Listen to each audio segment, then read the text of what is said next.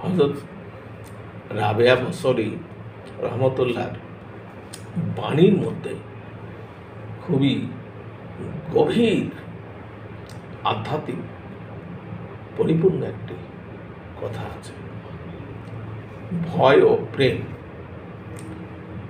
তিনি বলেছেন যে আল্লাহর ভয় শয়তানের কাজ। কেউ চটবেন না, আগে বুঝুন তিনি কি বলেছেন, তার ব্যাখ্যা কি সেটা আমি পড়ছি। আর আল্লাহর প্রতি ভালোবাসা মুমিনের কাজ।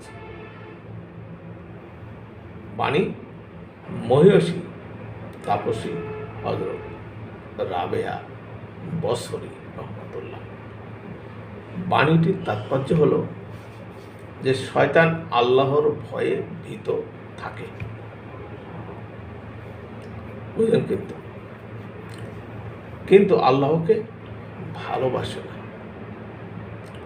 যদি আল্লাহকে শয়তান ভালোবাসতো তাহলে তার মধ্যে ভয় কাজ করতো না। কথাগুলি বোঝার চেষ্টা করেন, কারণ যে যাকে ভালোবাসে তার মধ্যে কোনো ভয় কাজ করে না।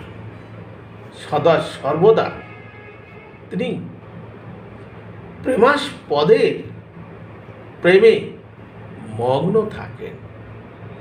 যিনি প্রেমাস্পদের প্রেমে মগ্ন থাকেন তার ভয়ের চিন্তার সময় কোথায়? কথাটা বুঝেন। আপনি যখন স্রষ্টার প্রেমে মগ্ন থাকবেন, কিসের ভয় আপনার মধ্যে জাগ্রত হয় ভাই? হ্যাঁ, ওই কথাটাই বোঝানো হয়েছে। কথাটা বুঝবেন, না বুঝে কেউ ভুল বুঝবেন না। ধন্যবাদ।